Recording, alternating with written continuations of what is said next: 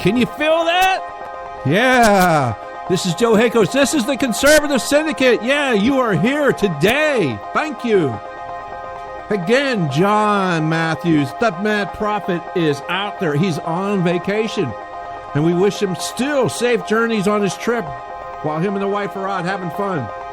This is Joe Hakos again here at the Conservative Syndicate. Who will educate, entertain, and engage you. Remember, this is the Conservative Syndicate, where we will tear down that imaginary wall of church and state. Yes, that's what we're going to do today. So hang on tight. Again, things might get bumpy. I am here all by myself, but I have help today, folks. I have help today. We're going to discuss some Donald Trump's inauguration. We might get a little bit of Bradley Manning going on in there.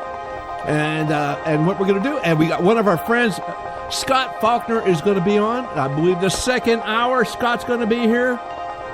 Also, Tom DeWeese of the American Policy Center will discuss, let's see, maybe a solution to health care reform. So hang on tight. We're glad you're here. Thanks for listening to Conservative Syndicate, and let's get this puppy started.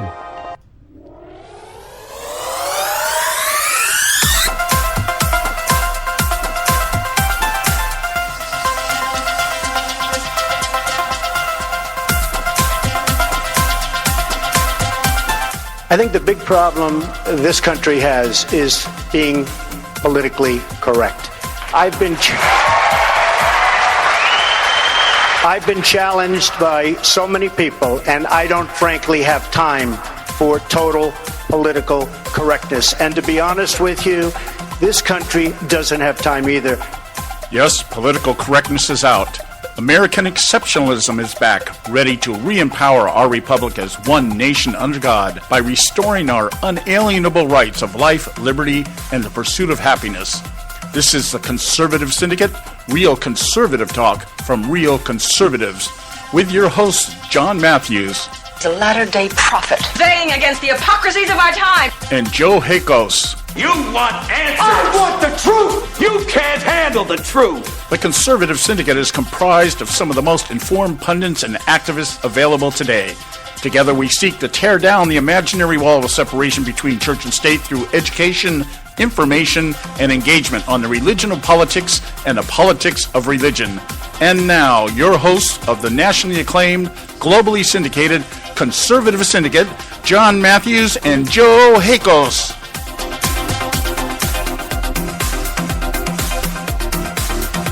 Well, all right. Yeah. Hey, again, welcome to the Conservative Syndicate. This is Joe Hakos. I'm flying solo. John Matthews is out having a good time. I hope he's having a good time. I told him to have fun, told him to enjoy himself, that he should be doing it. He's on vacation, for crying out loud. He should have a good time doing it. So I think he should. I mean, everybody needs some time. And he's out of the country, so he can't get, he's pretty far away, actually. He can't get much further away. So, and I haven't heard from him. He said he would report back every once in a while, tell us what's going on, have a good time, just tell us what Duarte's doing over here in the Philippines, So it ought to be interesting. I told him don't let anybody put a drug dealer on his back or something, because you end up dead over there in the Philippines if that happens to you. So, and then they just lay you in the street and somebody comes by and drags your body around, and yeah, it's really pretty. So hopefully, yeah, just kidding. John's not going to be doing that. So, hey, can you feel that, America? Can you feel it? Can you feel it? Just wait, America. Just wait. Just wait. It's going to happen soon, man. It's just hard to believe that it's been that long. It's been that long. Oh my God, it's almost over. 17 hours, 55 minutes. It's almost over, America. Can you feel that? Can you feel it? It's about to happen. And so, in that vein, I just come across this little montage here from Newsbusters, and I think this is pretty funny. In fact, as I'm watching on the one monitor here, I'm watching the Make America Great Again concert in D.C. at the at the Lincoln Memorial, and it's just like, and it just reminds me of how far we have come, how far, just the improbability of all this. And here, let me play this for you. This is a little montage of our friends, quote unquote, in the media. I'm not even going to call them mainstream. They're so far out there anymore. They're not mainstream. They are extreme media. So let me just play this and just sit back and enjoy some of this.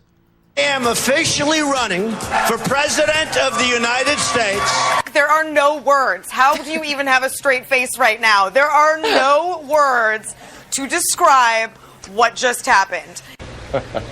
Ed Rendell, do you have any doubt that this is anything more than a carnival show? And you watch that speech today, we all laugh about it, and I'm sitting here laughing out loud, Yep. For the entire, front part of the show here as we're talking about it. I mean, it was a rambling mess of a speech. That said, it was very entertaining. I was howling. He's got gumudgeons of money, he's got a lot of recognition, and he just became the 12th presidential candidate for the Republican Party. Is it typical Donald Trump fashion, or is it hilarity run amok? This morning, some Republicans say they're worried Trump will turn the campaign into a circus. Party leaders worry Trump's presence will turn the primary into a joke. America's largest Latino civil rights organization called Trump an exceedingly silly man. Donald Trump is a fool. Hell froze over, and now we're stuck in the ice with Donald Trump. Chuck, you and I have seen this public dance from Trump before. I guess the question is this candidacy for real? Will it be significant? It's like I can't tell if this is politics or if this is just PR from a celebrity.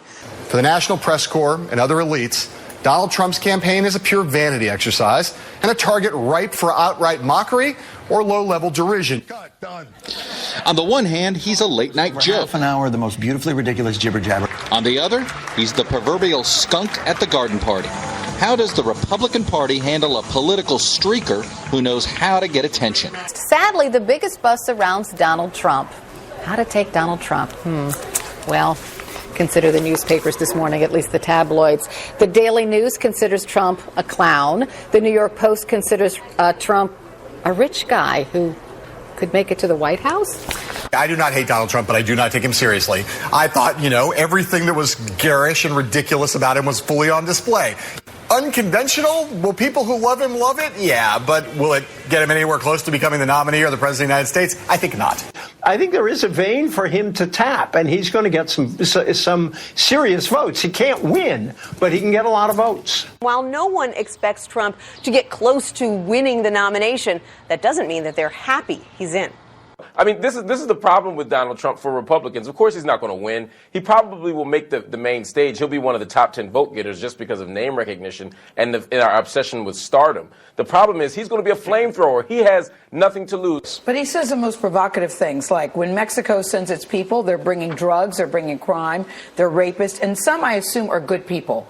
What is your strategy, and how can you succeed when you say things like that? Well, you can't, again, Gail, if the question is how can you become president, you can't by saying things like that. Can we stipulate for the purposes of this conversation that Donald Trump will never be president of the United States?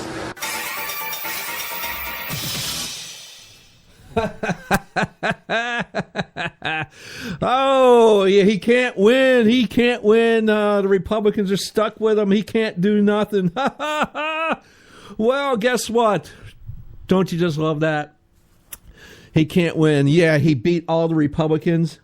He beat every last one of them. He beat the Bushes. He beat Clintons. And Donald Trump tomorrow will be the 45th president of the United States of America. Can you feel that, America? Can you feel it? Can you feel that? Donald Trump right now is giving some remarks at his concert. And we'll have that tomorrow. Tomorrow's show is going to be inauguration. Period. That's all it's going to be. It's going to be inauguration. That's all we're going to do tomorrow is the inauguration, as rightfully so. It's what we're going to do tomorrow. It will be about Donald Trump's inauguration. It will be about. I don't know if you can feel it or not. I hope you can feel that. Tomorrow, noon Eastern time. I think you'll be able to feel this. I think you will. I think, and we'll report. I'll tell you what I'm feeling tomorrow on tomorrow's show. But it's gonna. It's crazy to watch these people. Like I just remember some of these people. There are no words. How can you even have a straight face right now? S.E. Cup. I was howling. Oh my goodness! Can you believe that? I was howling. Well, so and remember, Donald Trump can't win. The Republicans have a problem. He's a flamethrower, bomb thrower. Oh yeah. Well, guess what? Trump was just the messenger. He listened to the American people. He listened to the forgotten man. And guess what? He's now going to be president tomorrow. Hey, we're up on a break. Got to pay some bills. So when we come back, we'll get the show started. Well, I should have Tom DeWeese on the line, and we'll get started, and we'll discuss some from the American Policy Center, and we'll see what Tom. I think we're going to discuss some health care, but if he wants to go somewhere else, that'd be more than fine by me. That's okay. We can do that. Let me go ahead and get this queued up, and let's start to pay some bills, and we'll be right back here on the Conservative Syndicate. We're not arguing. We're explaining why we're right. The Conservative Syndicate. Real conservative talk from real conservatives. When our water heater broke down last month, it was a nightmare. It took 5 hours for the plumber to show up, and he charged us a couple of $100 just to come out. And then it cost another $1,800 to put in the new water heater. By the time it was all said and done, I felt like I'd been taken. But what else could I do? The smartest thing you can do is get a home warranty from American Residential Warranty. Their home warranties pay to repair or replace all your major appliances when they break, and they will break, and at the worst possible time. Call American Residential Warranty right now for free information on home warranties starting at just pennies a day. Don't wait for your refrigerator to stop running or your ceiling fans to stop turning. Call American Residential Warranty right now. Ask how you can save up to 50% on washer and dryer coverage. Just call 1-800-790-5960. That's 1-800-790-5960. Again, 1-800-790-5960. Call now. Limited time offer, 24-month commitment and credit qualification required. Cancellation fee, auto pay, and paperless billing and other restrictions apply. If you can't see the difference, why pay the difference? Switch to Dish for the best deal in entertainment. Only Dish brings you the best in entertainment for less than $20 a month. Cut the cable and don't get directed. Switch to Dish because at just $19.99, Dish saves you every time you turn on the TV. It's so simple. The same channels cost less with Dish. So since you can't see the difference, don't pay the difference. Switch to Dish for the best deal in entertainment. Get premium movie channels free for 3 months, starting at just $19.99. Dish saves you every time you turn on the TV. Call now to save with Dish. Dial 1-800-600-1645. That's 1-800-600-1645. The same channels for less than $20 a month. Dish. Call 1-800-600-1645 for details. Hey folks, if you're like me, you don't place a whole lot of trust in today's media for the real truth and facts regarding the volatile world of finance and politics. When I want the real scoop on money, I go to the most trusted source I know, my good friend and colleague, Bob Cardoso. Bob is a noted expert with a PhD in international finance who airs his nationally known, globally syndicated show, Robert Cardoso Live Daily, Monday through Friday, 3 to 5 p.m. Pacific Time. With Bob, you get the right information at the right time from someone who knows his business and can help you make the right decisions concerning yours. Again, Bob airs daily, Monday through Friday, 3 to 5 p.m. Pacific Time. Visit his website at robertcardosolive.com for information regarding stations and topics. That's robertcardosolive.com. Check Bob out. You'll be glad you did. Attention taxpayers. If you've received a notice from the IRS or state, do not ignore it. It's also a big mistake to try and handle your tax problem on your own. If you owe back taxes, it's a fact that the government has the power to take everything you own, including your home, business, wages, savings, and your freedom. But here's the good news. There's a special toll-free tax hotline set up especially for you. This tax hotline will tell you about new programs that are geared to help you dramatically settle, reduce, or eliminate what you owe. But you have to call now. Take down this number or put it in your cell phone. But call 866-761-0959. 1-866-761-0959. 866-761-0959. When you call, you get free information on how you can reduce or eliminate back taxes, including penalties and interest. You can also be helped if you have unfiled returns, a tax lien, wage garnishment, bank levy, or if you have been entered into a payment plan but can't make the payments. Don't make the big mistake in thinking you can ignore or handle your tax problem on your own. You can stop the collection process immediately. Call this special tax hotline today for free info at 1-866-761-0959. That's 1-866-761-0959. 1-866-761-0959. And now back to the Conservative Syndicate, real conservative talk from real conservatives.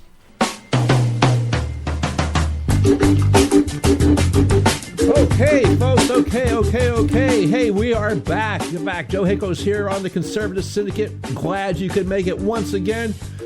And I'm feeling it. I'm feeling it good. I'm feeling it.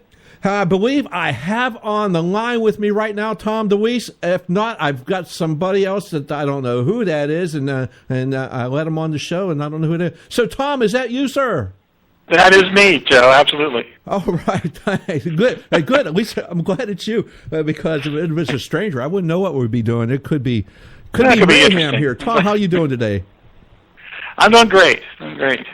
So, Tom, can you tell us a little bit about you and the organization you work for? Because I don't know if our listeners know exactly what you or your organization's doing. Sure, yeah. I'm president of the American Policy Center. We're located just outside of D.C. in Virginia, and we've been around about 30 years. And obviously the issues we work on are focused on limited government and individual liberty, that sort of thing. But we lately, in the last several years, we have been really focusing on protecting private property rights. Particularly, we've been the organization that has made the issue of Agenda 21 a major national issue. And today we're really facing HUD and a lot of our programs, which are all kind of interconnected with these sustainable development policies. So that's kind of how we keep busy. We have a website at AmericanPolicy.org. There's a very extensive archive there of articles that I've written on a lot of these issues. And we have my newsletter, the DeWeese Report. You can sign up for free. We send it out by email. And so, we've really been working on creating tools to fight these policies to help local activists. That's our real focus. I work in the grassroots more than anything else, traveling the country, speaking on this stuff, and trying to help. And we've been finding in the last couple of years, finally, a lot of elected officials that ignored us for so long are seeing that a lot of these policies, sustainable development, smart growth, these kinds of things, are getting so bad. Now they're calling and saying, what do I do? And so we're trying to work things out and help them and make some progress. Well, so they're finally realizing that it's not a good thing to have the big G government just controlling everything. It's amazing that it took them this long to figure that one out. Well, these elected officials, city councilmen, county commissioners, people like that decide to run. Mostly they do that because they want to help their community and be involved in it. And when they get there, the first thing we do when we elect a new mayor or a new city councilman, a new county commissioner, whatever, is we ship them off to this national meeting of city councilmen or county commissioners or National Association of Mayors, whatever it is. Uh-huh. And what they hear there are these very policies being thrown out at them. And when they come home, the representatives of those same non-governmental organizations that are pushing these things are meeting them, and they're saying, oh, did you get the sample legislation? We've got everything right here in a box for you, and we've got the money for you. And after a while, they begin to think, well, this is a proper role of government. And then somebody like me comes in, and they go, what? Yeah, they don't want to listen. Yeah, exactly. The proper role of government. Yeah, these NGOs come out and here's a carrot, and it's always the money carrot. And this is what we're going to do. We've got some money for you. But a lot of times they don't figure out this. Yeah, the carrot's going to be there for then, and then in a few years later, then it's going to be all up to your constituents to pay for it because the big dollar carrot, the big federal money carrot is going to be taken away from you, and then you're stuck. Yeah, that happens. And the other thing that we're seeing, the reason we're fighting HUD so much right now, is they've got this new program called Affirmatively Furthering Fair Housing. That sounds real familiar. Isn't that kind of what caused our last bubble there in 2008? Has a lot to do with it, but the HUD has discovered through a series of lawsuits that they now have more power than they were exercising before. And what they're doing is now filing lawsuits and forcing communities to comply. We warned for years that these programs, these grants that they were accepting, had strings attached. The strings that were attached were written by the same NGOs that wrote Agenda 21 at the international level, moved it into our national and state and local, and those strings attached they're forced to put those programs in place. Well, HUD wasn't riding them real strong in doing that. Suddenly they discovered that they can now call communities out of compliance if they didn't do everything, all the small print in what they accepted. So were these like EPA regulations, Tom? Were these EPA regulations, or are they just really broad in general? They are regulations on housing. The key word here, the term is fair housing. What does that mean? There's no definition for it. There's no definition for what affirmatively furthering fair housing is. It's what HUD makes it up to be, but what it really boils down to is federal control. They basically have nationalized your home, your neighborhood, and your city. And they're now going to dictate. One of the things they've done, Baltimore, Maryland, they filed a lawsuit was filed there by the NAACP. Now get this. We have been warning for years that Section 8 subsidized housing is really a tool that creates ghettos. Yeah. And what do you get with ghettos? You get crime, you get drug use, you get all this kind of stuff. Now the NAACP has discovered that is true. So they have filed suit saying that these programs create ghettos, and so their solution, and they won in court with this, is that they now need to move low-income housing into upscale neighborhoods because that's only fair. Oh, fair. Oh, that's only fair. So they're just going to move the problem to where the problem isn't now, so the problem moves over there. Moves over there, and what do? They destroy not only property rights, but property values. What you end up with in all these programs that are supposed to help the poor to move out of that kind of a circumstance is you're getting more poor. Yes. And that's what's happening with it. Well, that's the idea. Everybody should be equally poor. That's it. Exactly right. And just the idea it was the idea for Obamacare. Everybody should have equal health care, whether or not you need contraception because you're 110 years old or not. Yeah, absolutely. The one-size-fits-all programs don't fit anybody. Yeah, that's really what it boils down to. Well, I was looking at an article here from Kathleen. Was it Markwart? Markwart? Yeah, I was looking at it, and I see that a couple of these folks are I believe, fighting against this. Is Paul Gosser out of Arizona?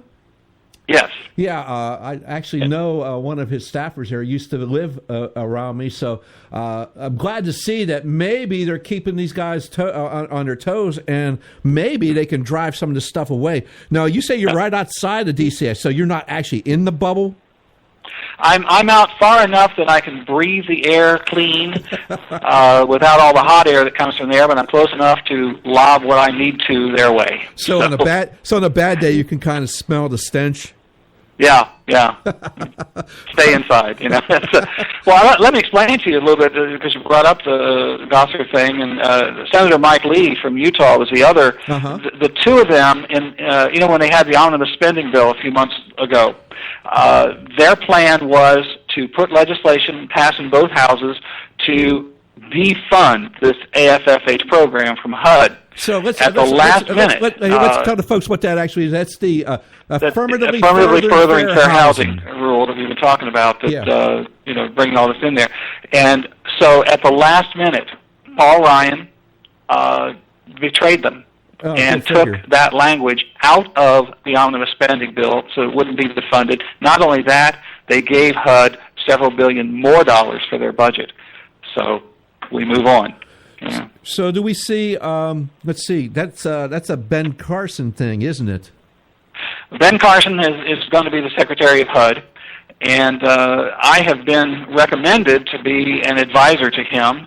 I haven't gotten the official call yet to be that, but I determined I'm going to be his advisor whether he likes it or not. And I just produced an article that's going to be coming out in a letter I've sent to him to 5 different things that he needs to do to rein in HUD and try to get it in the right path. If not to abolish it, let's at least rein it in. Rein in HUD, yeah. I was kind of hoping that with some of Mr. Trump's and soon-to-be President Trump's nomination, that maybe he set some of these folks up to, if not reduce the size of their departments, to completely eliminate them. That would be an ideal thing, I would think, as I don't think the Department of Energy has ever fully even come close to achieving their mandate of American energy independence. Well, no, we haven't. Not even close to it. In fact, we're more dependent on it than we were when they were created. They were created during the Carter administration when we had the so-called energy crisis, which was government created, and they have done nothing but just make the cost of energy more, and we're more dependent on foreign oil. There's no reason for us to be taking foreign oil. We have more oil than anybody else in the world, but Department of Energy doesn't see it that way. Well, I mean, because they're beholden to activists that don't want us to drill and have any oil. I mean, there hasn't been a refinery built since I graduated high school, and that was in 1976. Yeah, and if one refinery goes offline, then you've got a major crisis in the country. And that doesn't matter where we're getting the oil. Yes, exactly. It still has to be refined. Yeah, an example of that was not even a refinery, but we had there was a break in a gas pipeline, I believe, in Alabama, and it caused a ripple effect that lasted months. Mm-hmm. And so it doesn't take much. And so maybe that's the infrastructure that Donald Trump was talking about. We need to kind of go ahead and start taking care of, because it really doesn't take much. Yeah.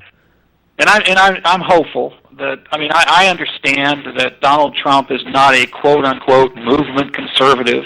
I don't know how much he adheres to the Constitution. He said a lot of the right things. Mm-hmm. And he has brought in some good people that I hope will begin to pull these things off. Quite frankly, I figure if he can secure the border in some manner and he can roll back some of these regulations that help the economy become unhandcuffed and can begin to move forward, those two things would be enough if that's what he did. Yeah, I think that would definitely be a definite start. A Supreme Court nominee that doesn't want to legislate from the bench, that's going to go a long way as well. So yes, like you, I'm hopeful. I'm very hopeful. As I said before, we were given a chance, and that's really all that's all we could ask for, really, as compared to, even if Donald Trump does 3 things in his whole 4 years, it's more than Hillary Clinton was ever going to do. Well, one thing we know for sure is if Hillary Clinton were elected, you and I would have absolutely no voice in anything, and it would keep moving off in that direction unabated.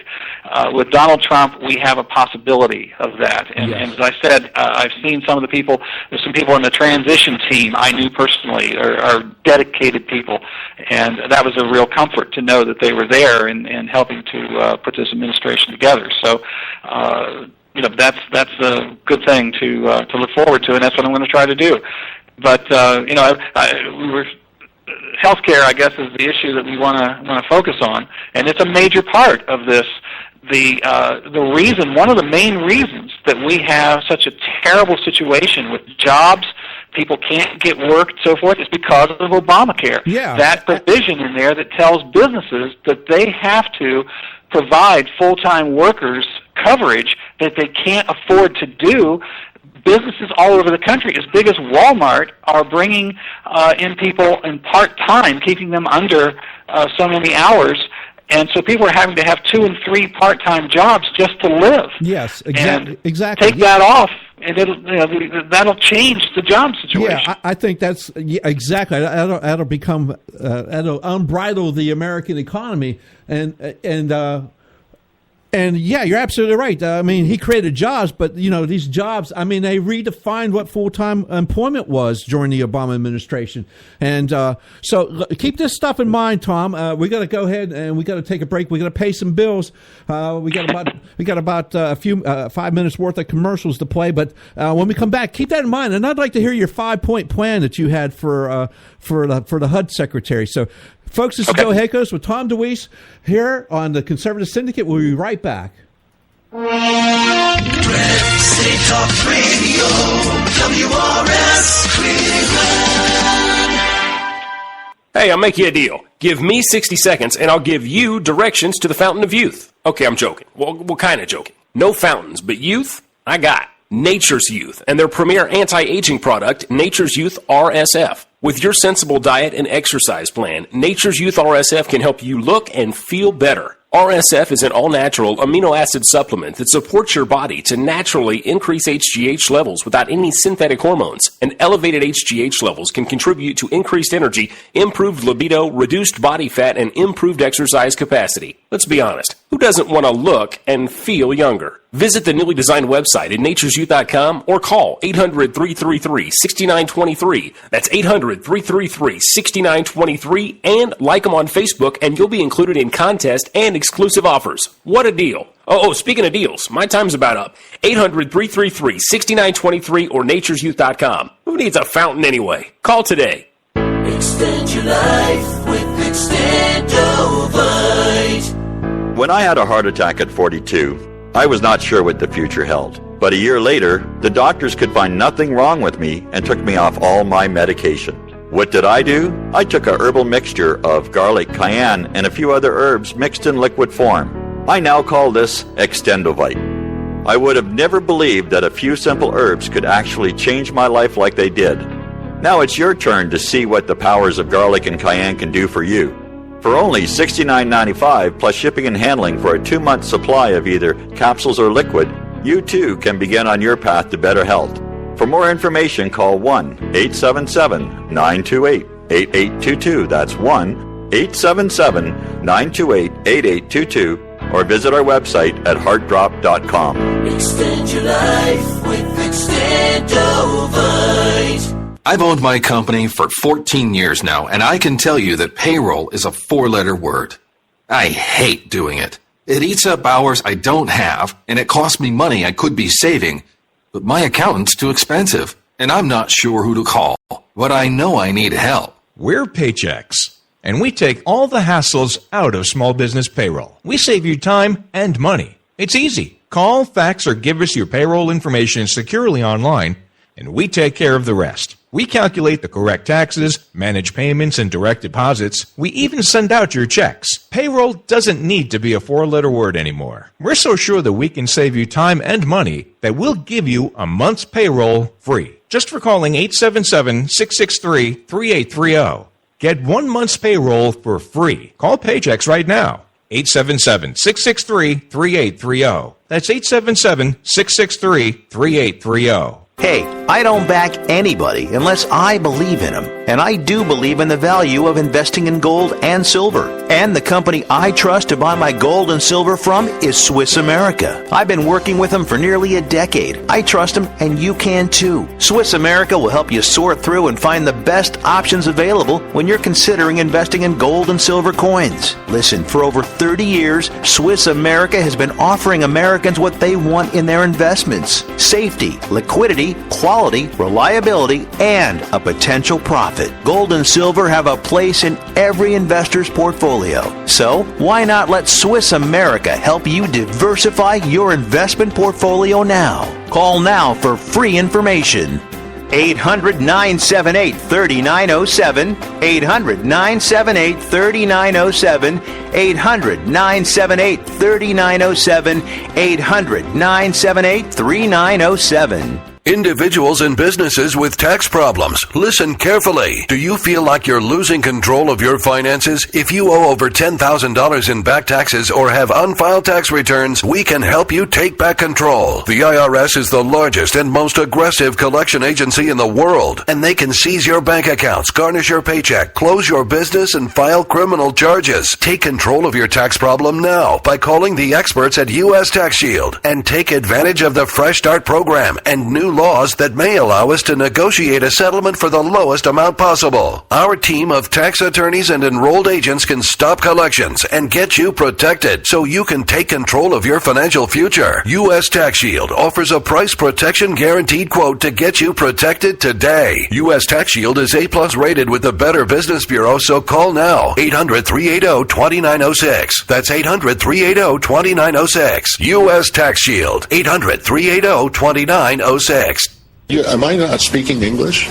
The Conservative Syndicate.net, where we speak only one language, American. All right. Let's get back into it here. I'm going to give my guest plenty of opportunity to get his point across and get his organization publicized even more. Tom, I love that. I got Tom DeWeese here on the line from the American Policy Center. I love this. 30 years leading the fight for American property rights and sovereignty. Because we know. The leftists hate people to have property because property is freedom and liberty. So I love that. So, hey, Tom, thanks for being with us. I appreciate you taking the time out today, brother. Appreciate it. Yes. Hey, I was looking at the solution to healthcare reform, and I love this first line. As the Republican Congress struggle to present a workable replacement to Obamacare, the solution is staring them right in the face. It's called free enterprise. Absolutely. I don't think, this repeal and replace, I always love the repeal part, but the replace part, John and I both never liked that part of it. Well, if government is the problem, more government isn't the solution. Absolutely. So that's what we're looking at with this, and the idea of replacing it, it is, if you get rid of Obamacare. I mean, the problem is government involvement in the first place. The reason that we have such a problem with paying for health care, that it's so expensive, is because government got into it in the first place. Yeah. I mean, it started back in 1965 with Lyndon Johnson and his Great Society. He began to, he created these programs. Do you know that in 1965, the cost of health care spending was $147 per person. By 2016, it was $9,255 per person. Say that again, Tom. After say government that again, got in Tom. Tom, say that again. The average cost of health care per person in 1960-65 was $147 per person, and by now it's in 2013. It was $9,255 per person. That's after government meddled with the healthcare industry. Roughly, is that what I'm thinking? 900% increase? Actually, it's what is that? Well, I guess it is. Yeah. It's and they say it's an annual increase of 8.1%. An annual increase going on. So, government math again. Yeah, that's what we need more of. There you go. And it's just the reason that suddenly it's become a crisis is because of this. And I had something interesting happen. I had some surgery a couple of years ago, and I had to have some kind of follow-up thing, and one problem after another came up, and it turns out that my insurance wouldn't pay for what I had done. The initial bill for that was $20,000.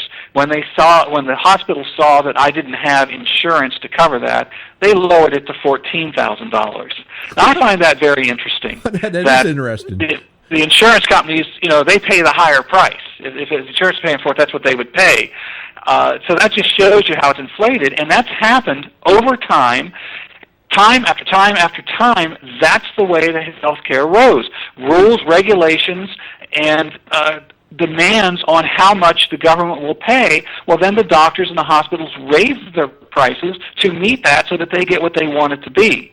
And it just keeps soaring, because as soon as they do that, then the government changes the rules and up it again, and it just keeps going. Well, especially Obamacare, where there's so much paperwork involved. I have friends that are doctors, and they had to change their whole way they did business, basically, and they had to hire people to do paperwork, for crying out loud.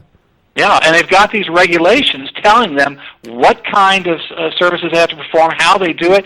And the fact of the matter is, in most cases, those regulations haven't been written by doctors or people who know anything about medicine. It's been written by bureaucrats or people who work for special interests that have a definite interest in how that's done. Yeah, it'd be like me telling a doctor how to do brain surgery. That's not going to work out very well. Even if it's your brain. Absolutely. So basically what we should get to, and hopefully we can get this Republican Congress to understand this, is maybe, how about this? We don't replace Obamacare. We let the market take care of it. Yeah, and I want to tell you, I managed to get this very article into the hands of Rand Paul. Because he's been saying we can't do anything until we have something to replace it with, and he's trying to do some free market things. He is the free market senator, but he hasn't come up with this. So I'm hoping that might have some influence, that he would look at it because they say, well, you can't do it until all this is in place. Insurance companies already have programs that they could throw into place right now, and they could put a series of programs together that would cover any level. If you don't want to have a whole lot of coverage, if you want to have a whole lot, whatever that would be, take a look at the car insurance industry. Yeah. Every day they are competing with each other to get more coverage and less cost because they have competition. Why can't we do that with healthcare, with private insurance agencies that are competing with each other to get your customers? So this is what I'm talking about. But there are those. I've had some response to this article that, well, when the free market was doing it, then you had insurance companies that don't care about some people, and they gouge them over here, and they do all this. Well, that is not free market. Yeah. That doesn't happen in free market. In competition, when some other company's doing that to somebody, giving lousy service, gouging people, whatever, in a free market, somebody says, hey, we can fill that void. Let's go in and take care of that. And that's what happens in competition, forces it to be done. Yeah, absolutely. I mean, what they were talking about was not a free market. It was still government mandated. You had state by state doing it. And the only thing I would like to see different really is I'd like to see basically you're allowed to take it across state lines. The portability faction. I'd like absolutely. I don't see why that's even a problem, frankly. Yeah. I never understood why it was like that to begin with, unless obviously somebody was making money from it. Yeah. No, I mean, car insurance goes across state lines. Yeah. I don't get that. I don't understand why that's a problem. But then you get the final bottom line here, the real sales pitch on Obamacare, are all these people who can't afford health insurance, and so we have to provide for them. And what's really incredible about that is real working people who can't afford these premiums and so forth, and they can't afford to get the health insurance. They're hit with a tax penalty because you couldn't afford to get the insurance. So you end up with nothing. But this argument that these people will be left behind and won't be insured is totally bogus. Tom, I think I heard today something that was like, we're going to be 30-some million people without insurance if we get rid of Obamacare tomorrow. Yeah, exactly. It's like, huh? That's, of course, the fact that they're piling all kinds of illegals onto it, of course we're not allowed to say that, but that's what they're doing. They're piling all kinds of illegals onto it, so that just jacks it up even more. But the real example here is to just completely throw out this argument that there won't be anything for them unless government comes in and takes care of it, is just watch the commercials on television for St. Jude's Children's Center or for the Shriners Hospitals. Yes. These guys raise private money to help families that can't afford to have this treatment, particularly, I think they really deal with cancer and other things, but the model there shows if you could free up the American people, stop taxing them to absolute desperation, and we're a very generous people, and we will support things like this. And St. Jude's and Shriners Hospitals is an absolute proof that even in today's shackled economy, people will still come forward and help. And that model could be used across the boards for people who couldn't afford health insurance. Yeah, not only is it a good model, it's more efficient because the government's not in the way. So that's ideal. Tom, we're going to have to we got a real short break we got to do here real quick, couple minutes, and then we'll come back. And then I want to talk about your 5-point plan for HUD. So kind of keep that in mind and then when we get back. So, folks, Joe Hayko's here with Tom DeWeese from the American Policy Center here on the Conservative Syndicate, talking policy that hopefully we can get our government to get straightened out here on the Conservative Syndicate. We'll be right back after this really short break. If I can get it loaded, here we go. There is an old saying, children should be seen but not heard. At no time is this more apparent than when politicians speak. The ConservativeSyndicate.net, the adult in the room. Hey folks, if you're like me, you don't place a whole lot of trust in today's media for the real truth and facts regarding the volatile world of finance and politics. When I want the real scoop on money, I go to the most trusted source I know, my good friend and colleague, Bob Cardoso. Bob is a noted expert with a PhD in international finance who airs his nationally known, globally syndicated show, Robert Cardoso Live Daily, Monday through Friday, 3 to 5 p.m. Pacific Time. With Bob, you get the right information at the right time from someone who knows his business and can help you make the right decisions concerning yours. Again, Bob airs daily, Monday through Friday, 3 to 5 p.m. Pacific Time. Visit his website at robertcardosolive.com for information regarding stations and topics. That's robertcardosolive.com. Check Bob out. You'll be glad you did.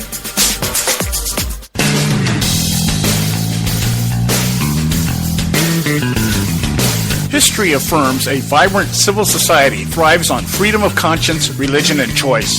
Any society absent these qualities stifles individual responsibility and accountability, thus enslaving its people by denying them their potential for goodness, creativity, and altruism. To that extent, oppression, coercion, and totalitarianism are multiplied exponentially. To counter such outcomes, the American Freedom Alliance was formed. The AFA is a nonpartisan, non-aligned movement which promotes, defends, and upholds Western values and ideals. The Alliance strives to build an international coalition of citizens of the West who together promote and protect moral values, democracy, and freedom. To find out more and become part of this valuable asset in the preservation of freedom and all its rewards, contact us at AmericanFreedomAlliance.org. That's AmericanFreedomAlliance.org. Let freedom ring. And now back to the Conservative Syndicate, real conservative talk from real conservatives. All right, welcome back, folks. Joe Hayko's here with Tom DeWeese of the American Policy Center, and we're talking. We were talking the healthcare here, and Tom mentioned in the first segment we had him on that he had a 5-point plan that he had for the Housing and Urban Development Secretary. I guess has Mr. Carson been confirmed on that? Has anybody been confirmed on that? I don't think so. I'm not aware that anybody has been yet. Yeah. So I don't know what's going to happen with that. That's distressing to me to begin with, because I know Barack Obama had 13 appointments confirmed in one day just by voice vote alone. So that really, this is kind of distressing. This shows me that the swamp is rather deep, and these people just don't get it yet. No, it sure is. So yeah, but moving on. Let's talk about your points here. I'm kind of interested in this. Okay. Yeah. Well, first and foremost, for HUD, for Housing and Urban Development, what needs to happen is a complete protection of private property rights for every American. Thank you. That's got to be the center of anything that happens. And this is just setting the tone for the 5 points. But the other thing is that to begin immediately to a process of reining in the power and the overreach and the illegal policies of all these federal agencies. One of the worst things that happens is that the Congress writes some kind of regulation. Mm-hmm. But they don't put any details in it. They leave it to the bureaucrats in that agency, and then they just run pell-mell to put all kinds of rules and regulations, and maybe even weren't what Congress had in mind. So reining in that power has got to be the focus. But the 5 points that I suggested, number one for HUD is stop the grants, these HUD federal grants that are literally imprisoning local communities with their rules and their regulations and now their lawsuits. If communities quit taking those grants, they're not subjected to that. And that'd be the first place to start. The second thing is to stop the drive for the establishment of non-elected regional governments. One of the things HUD is putting in a lot of these plans is the creation of regional governments. These are not elected, so therefore they don't answer to the people, and they are the ones that go pell-mell into applying for these grants. And I was speaking in Ohio recently. And these were people out in a rural area. I'm going through all these things. They're kind of looking at me like, well, what does that mean to me? And I said, what would you think if you found out that you were now included in the region of Cleveland? Now you are, as Cleveland is getting these kinds of things, you now have to answer to that and adhere to it. This is what they're doing. Some communities don't even know they're in these regional sections. So that's got to stop. The third thing is for HUD or Secretary Carson to work with Congress to write, as I mentioned earlier, the specific language that limits the agency's ability to create these regulations so that it stays within the intended scope of what Congress voted for. And, stop doing that. The fourth thing is to encourage whistleblowers to report on bad policy inside the agency. Who knows better what's going on and how it can be improved and how it can be fixed and what kind of waste there is? Reward them and reward the agency if it starts to do the right thing. And we have this thing every year called the Spend It or Lose It Derby. Yes. As the budgets begin to run out. Yes. And if they don't spend all their money, then they're going to lose some of their budget. So they run in, this is where you hear of the military throwing tanks overboard so they can buy new ones. Things like that. Stop that and reward them for running efficiently. Trust me, Tom. I retired out of the military, and I work there now, and it's like, yes, I see that all the time, and it annoys the crap out of me.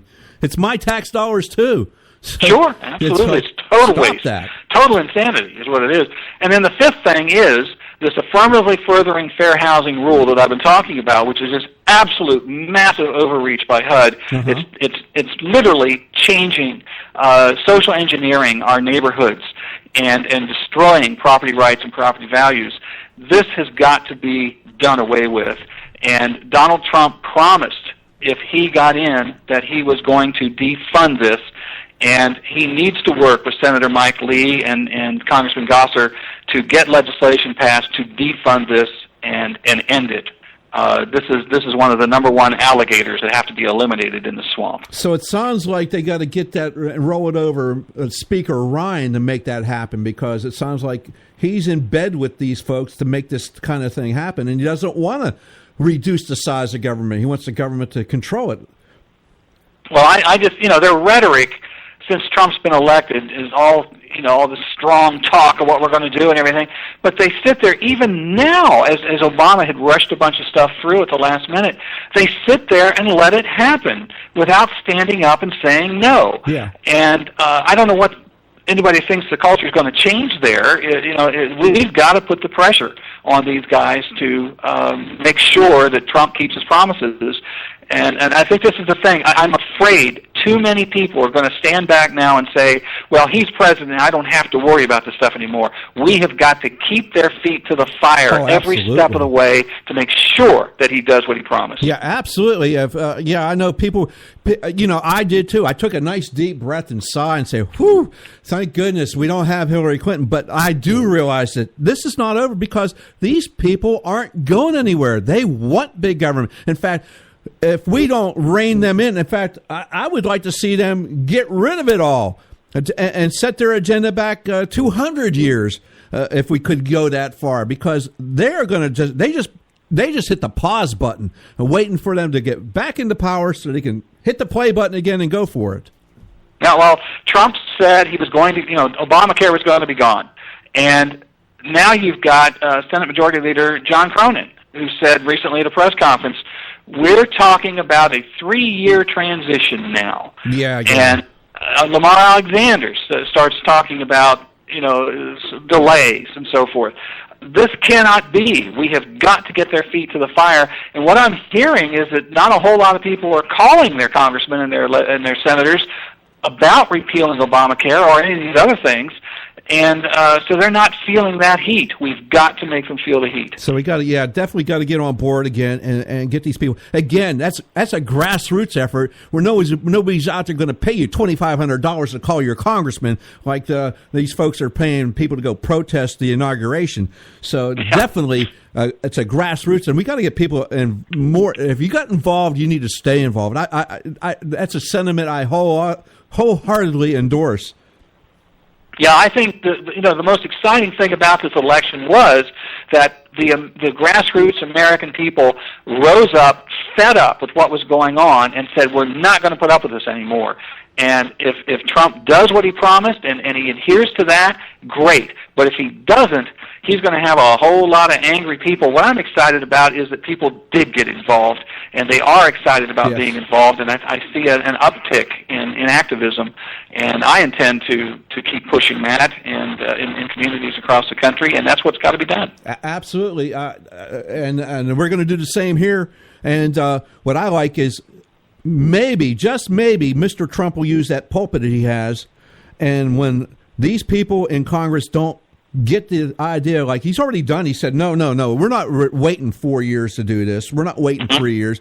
He come out and said, no, you better come up with a plan now. This is what we're going to do.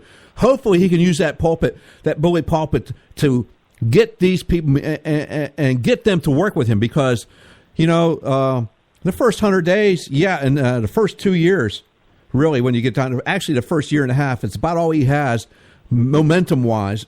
He's got to get it done in that amount of time. Hey, Tom, we're coming up on the end of the show, end of this portion of the show here, and I want to give you plenty of opportunity and time to let people know how they can get a hold of what you're talking about, how to get involved, to donate to you guys, to join you guys, to help you guys out, to help us all out. So, sure, free reign for you here, brother. Our website is AmericanPolicy.org. And as I said, there's a whole archive of information you can get there. We've done over the years, and you can sign up for our newsletter. It comes by email, free. We have a booklet on how to stop Agenda 21. Was on there, and you can download that for free. One of the things I'm excited about is I did something this year I've never done before. I wrote a novel, a political thriller, murder mystery novel that is set in this very world of the sustainable development, control by government, and so forth. And there is an evil force that is pushing it, and I've come at it from 4 different ways: one through business, one through politics, one through education, and through religion. And how they're changing our culture and so forth. And the book is called Erase. And I've gotten several reviews of this book that have compared it to Atlas Shrugged in 1984 and Michael Crichton's State of Fear. Where can you get it? And so it's on the website. It's on the website? Yeah, though I have a separate website. It's on Amazon, but it's also it's erasenovel.com. It's a separate website for it. You can also get it at AmericanPolicy.org. But I'm really excited about it, and people tell me that when they read it, we've talked about policy all the time, but when I put it in a novel form, a fictional story, it comes clearer to them and they get it. And people are really excited about it. So. Outstanding. I love that. That's great. Well, Tom, we're at the end. We got to go ahead and wrap this up. So, hey, I really do appreciate you coming on with us tonight. Hopefully, we can have you back again, maybe when with 90 days or whenever you have some free time. We do appreciate you coming on by here, brother. Well, I appreciate the opportunity, and anytime. Thanks. All right, folks. That was Tom DeWeese of the American Policy Center. And it was good to have him on. We have to, at the top of the show here, top of the hour here, we have to do the Edwards Notebook and pay some bills and crank up for hour number 2. So let's get to it. And again, thanks to Tom for being here. And go read his book. I like that idea. That's really awesome. So here we go with the Edwards Notebook, top of the hour stuff, and we'll be back to that. Joe Hicos here on the Conservative Syndicate.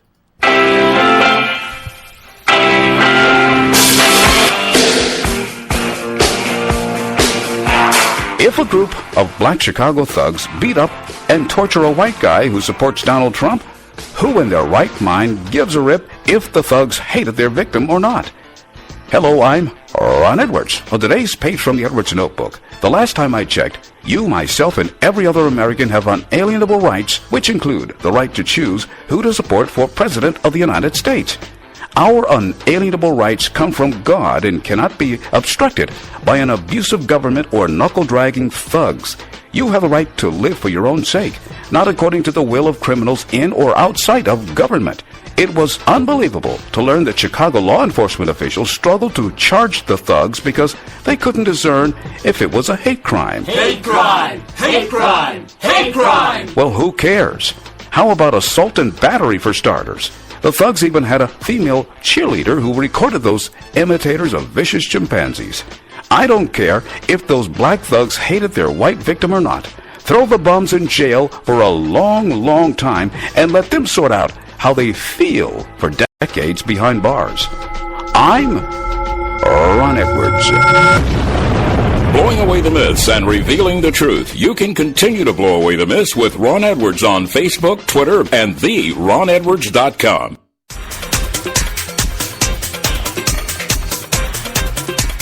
Since its founding, America has always been admired and envied throughout the world for its system of government, one that empowers its citizens to seek their right to life, liberty, and the pursuit of happiness.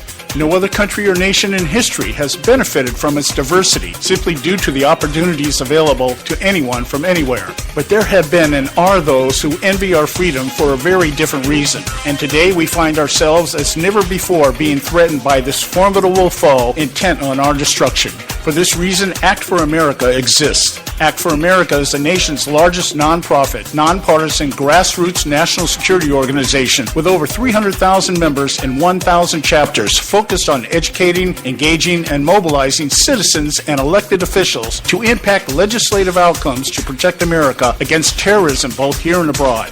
As a result, our network has driven the education process toward the successful passage of 43 bills in 22 states. We continue to expand our nationwide volunteer chapter network, training citizens to recognize and help prevent criminal activity and terrorism in the United States while preserving the civil liberties protected by the United States Constitution.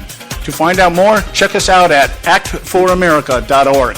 That's actforamerica.org.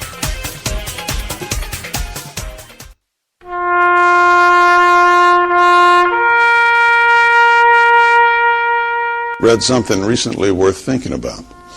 It's the soldier, not the campus organizer, who's given us freedom to demonstrate. It's the soldier, not the reporter, who's given us freedom of the press. It's the soldier, not the poet, who's given us freedom of speech. It's the soldier who serves under the flag, who defends the protesters' right to burn the flag. Isn't it time now to demonstrate that we support our troops? Were it not for the brave, there'd be no land of the free. Fred Thompson's message was brought to you by CitizensUnited.org.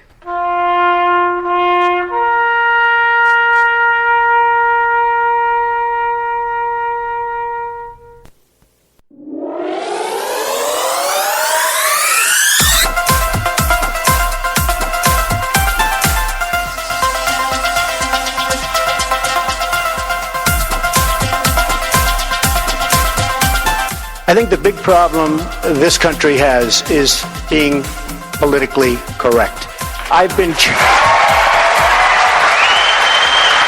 challenged by so many people, and I don't frankly have time for total political correctness. And to be honest with you, this country doesn't have time either. Yes, political correctness is out. American exceptionalism is back, ready to re-empower our republic as one nation under God by restoring our unalienable rights of life, liberty, and the pursuit of happiness.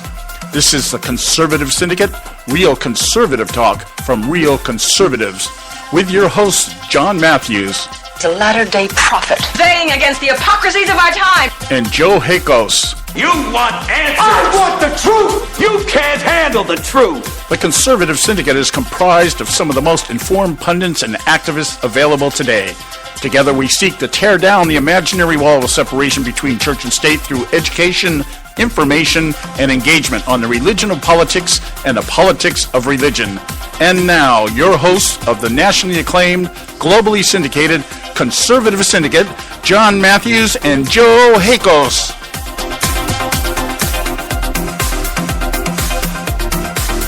Yeah, that's right. Well, almost. John's not here, folks. This is Joe Hakos here in the Conservative Syndicate. Hour number 2. I hope you guys enjoyed that first hour of that segment with Tom DeWeese. I just enjoyed that immensely. The American Policy Center, AmericanPolicy.org, O-R-G. Go to that website. Again, go there and check everything out there. Those folks have some stuff going on, and truly, it is about property, property rights, freedom, sovereignty. The left does not want you to own property. They think you should not own a thing. It's all the government's. Everything you have is theirs, and we gotta keep these representatives, quote unquote. I'm using big air fingers quotes here. Representatives that we have in Congress right now. We got to hold their feet to the fire. They are kicking and screaming right now. They do not want to play ball. That's quite apparent right now. I can feel it. I can feel it right now. It's happening. There's that movement that Mr. Trump was talking about it's out there. It's palatable. It's happening, but we can't let that just that die. You gotta stay involved. You gotta stay there. You gotta be engaged. And that's what we strive here on the show. We want you to be. We want you to get out. We want you to be engaged. We want you to go out. We try to give you some information. And hey, check us. Check us. We've been wrong before, and if we're wrong, we admit it. We're wrong. But more often than not, we're ahead of the power curve on a lot of this stuff, and we're not wrong. So we want you to check us out. We want you to get involved. And if we're wrong, fine, tell us we're wrong. But we're going to be there, and we're going to make sure that we're on top of this. The things are still, they're up in the air. Again, Barack Obama. How many hours now? We went through some. I'm pretty sure we're down to 16 hours here. Let me go. Yes, 16 hours, 52 minutes, and 50 seconds, thereabouts. So, yeah, he's running out of time to do things, but that's not going to stop him. It's not going to stop him one bit. I mean, just as of today, I'm looking at just a Fox News Politics article. Final act as president, Obama commutes 330 drug sentences. This is from the AP. Last major act as president, Obama cut short the sentences of 330 federal inmates convicted of drug crimes on Thursday, bringing his bid to correct what he called systemic injustice to a climatic close. Okay, so we're always telling you about the words the left uses.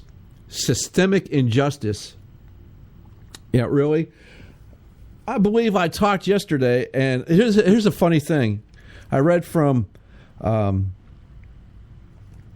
David Horowitz's book, Barack Obama's Rules for Revolution, that he put out in 2009, and he talked about social justice as being, yes, social justice, the explicit goal for our most prestigious schools of educating and promote social change, and even more specifically, social justice.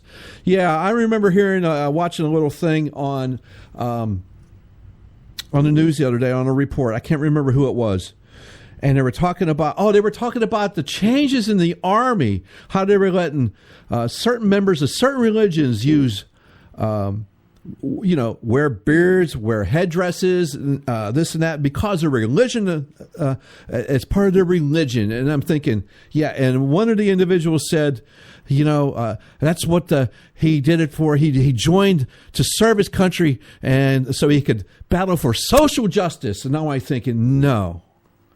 Immediately, the hairs on the back of my neck went up, and I went, no. You're obviously doing this for the wrong reason, then, my friend. It's not about social justice. That's what the left wants. If you want to defend the country for life, liberty, and the pursuit of happiness, and support and defend the Constitution against all enemies, foreign and domestic, that sounds more like what you're supposed to be doing, not social justice. You find social justice in the Constitution for me. Find it. Go ahead, try it. Come up with your pocket Constitution and show me where that's at. But, and again, from the AP, on his final offer of clemency, Obama brought his total number of commutations granted to 1,715, more than any other president in U.S. history. Well, Obama is all about making history. We already know that. During his presidency, Obama ordered free 568 inmates who had been sentenced to life in prison. And one of those was the FLN terrorist he let go just the other day. And we're going to have Scott Faulkner on here in a little bit. I don't know if Scott wants to get into talking about this. I know he's anxiously awaiting the Donald Trump presidency, just I think as a lot of us are, and we're anxiously awaiting the end of the Barack Obama presidency.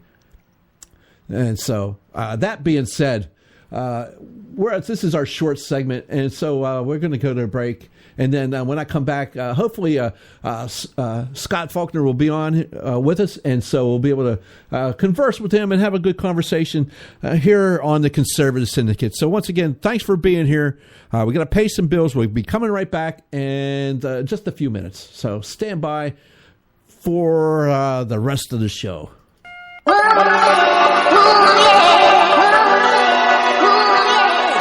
You can catch all our archives at theconservativesyndicate.net. The Conservative Syndicate. Real conservative talk from real conservatives.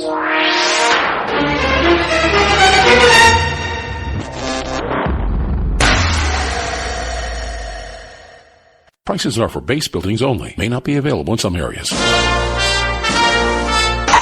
Attention business owners, do you want a stimulus package that really works? Before you spend thousands of dollars more than you should on your next building project, listen to this. General Steel has a stimulus package designed to help you save as much as half the cost of conventional construction on your next building. As much as half. That's right, General Steel can save you thousands of dollars with a pre-engineered steel building designed for your business or church. How about a 50 by 100 foot building for under $30,000? So don't pay thousands more than you should without calling General Steel first, and save as much as half the cost and time of conventional construction. With the projected demand for steel in Japan and China, prices may be skyrocketing. 877-927-3360. 877-927-3360. 877-927-3360. Term life insurance. It can be a powerful way to protect your assets and your family. You work hard to earn and save your money to build a nest egg for the future. Don't let it get wiped out because you didn't plan ahead. And now back to the Conservative Syndicate. Real conservative talk from real conservatives.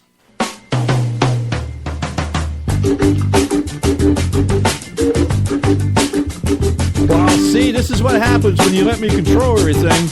I push buttons and stuff happens. But that's okay. Joe Hayco's here on the Conservative Syndicate. And soon, hopefully, we'll have Scott Faulkner coming in. I've come in just a little bit early on that, but that's okay. We'll just roll with it. We'll adapt. We'll overcome. That's what we do here. We'll adapt. We'll overcome. It's fun. I just love doing that.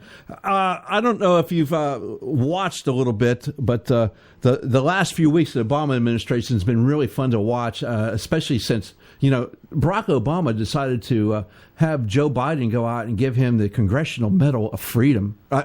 Presidential Medal of Freedom, congressional. Oh, yeah. And he surprised Joe with it. Oh, it was a big surprise, Joe. It was like, yeah. But Joe Biden decided to go out and give us an epic speech about warns that progressive democratic world order is at risk of collapse. Oh, my goodness. How horrible can it be? Say it's not so, Joe. At the Davos World Economic Forum. It should be one of those things that make you get excited and go, ooh, you're not quite feeling good about that. But really what Biden was going, and this is from CNBC, by the way, so if you think I'm just picking on conservative sites, I don't think CNBC is a very conservative site, to be quiet. But Biden delivered an epic final speech this was Wednesday, to the elites of the World Economic Forum in Davos, Switzerland. The gist of his speech was simple. At a time of uncertainty, we must double down on the values that made Western democracies great and not allow liberal world order to be torn apart by destructive forces.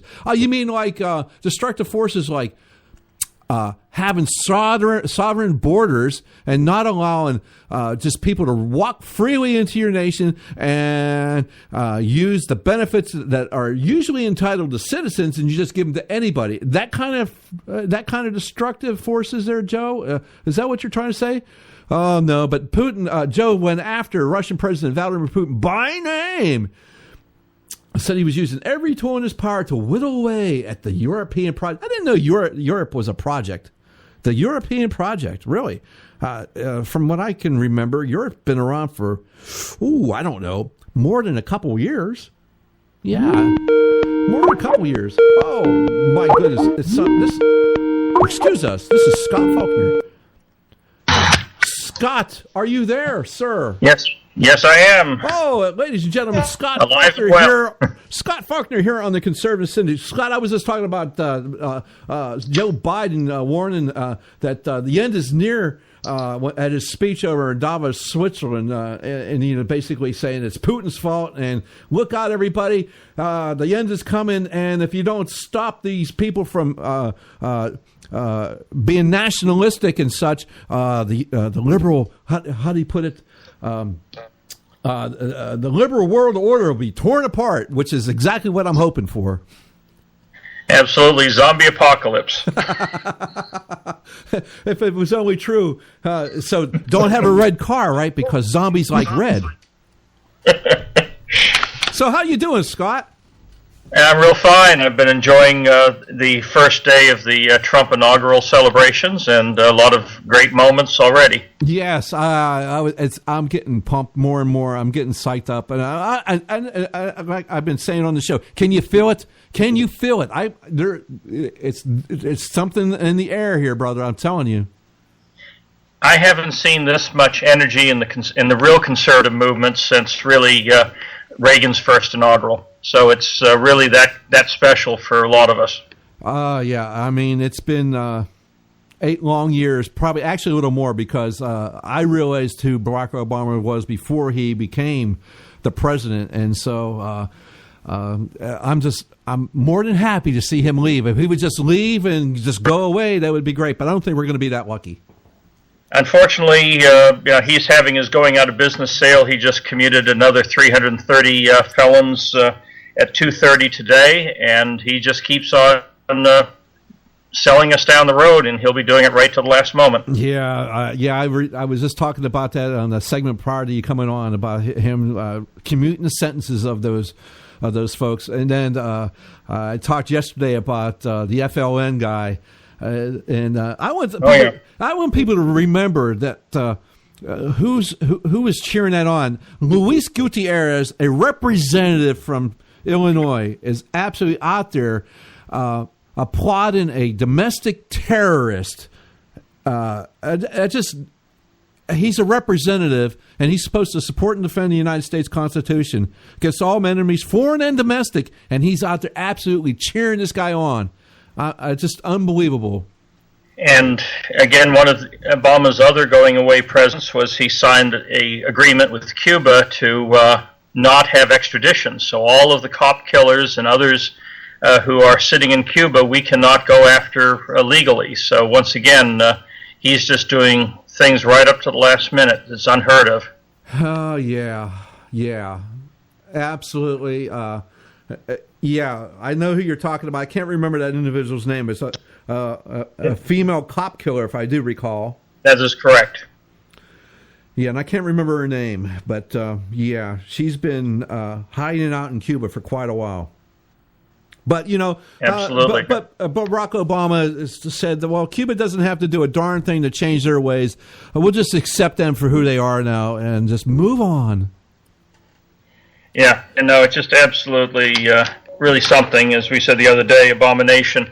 It's just, and the other part is that Obama wants to do something very different and unfortunately very undemocratic and un-American to every other former president. He wants to act like a backbencher opponent, like in the British Parliament or some other parliament in Europe. Yeah. He doesn't want to go away. He wants to lead the opposition.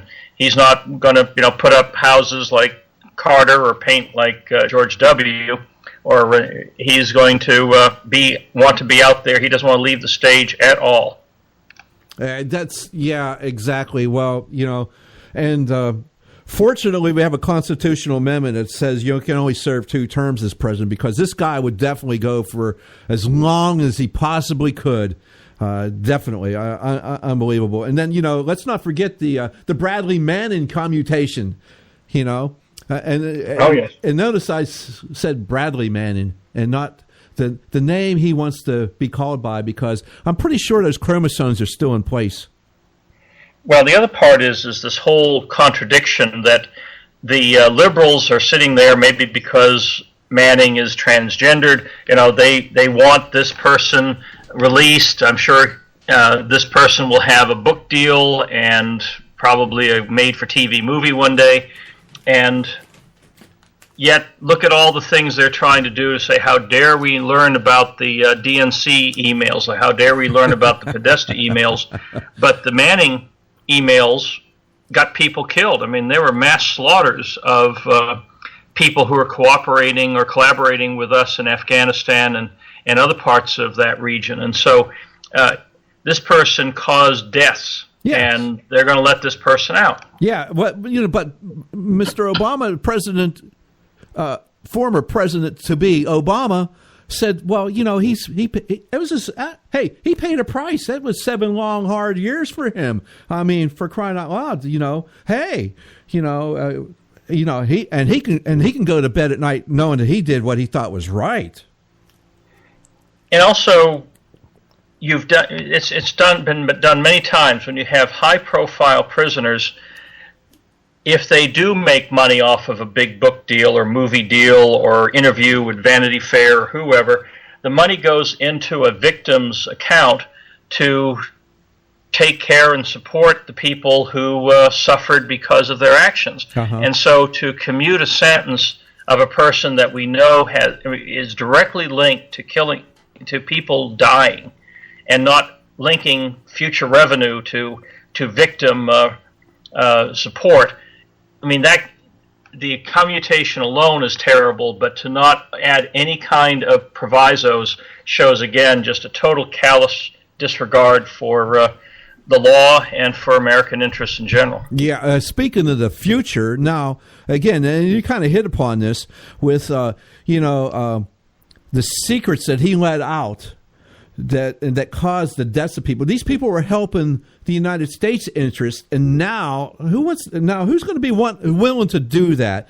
knowing that our government if you try to help our government against the people that wish to do you harm, these people are not going to want to do it. They're not going to freely step up and want to do this kind of thing, i.e. Anybody in Iran or Iraq or any else in the world for that matter. Look, let's face it, Russia's never been our friend, but, who wants to go against Vladimir Putin knowing that, the United States might just do a 180 on you and expose you for helping them, and then all of a sudden you're just not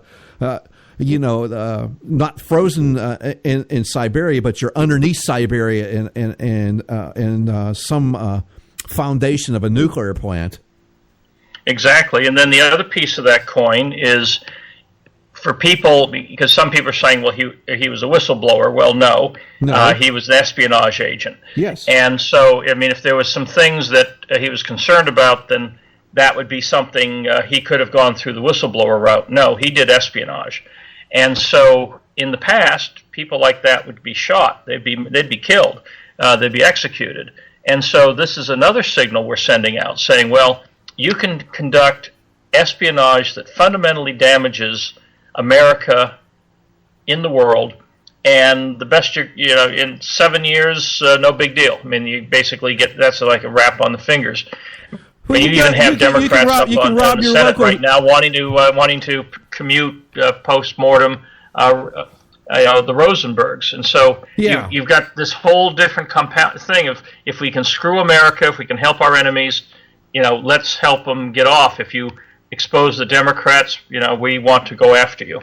This is crazy talk that he did this stuff. I mean, Manning downloaded 400,000 classified documents from the Iraq War and some 91,000 files on Afghanistan, which put, 250,000 U.S. diplomatic cables and stuff out there, and he put it on an SD card and then sold it, quote unquote, to WikiLeaks. And then Obama said, well, I haven't really thought about WikiLeaks. Really? That's all you've been complaining about since Hillary Clinton lost an election. Exactly. And again, when you think of that, those numbers are staggering. When other people have been again, like the Rosenbergs were killed for less. Yes. I mean, they only released gave over about maybe 100 pages of documents dealing with our nuclear secrets way back when.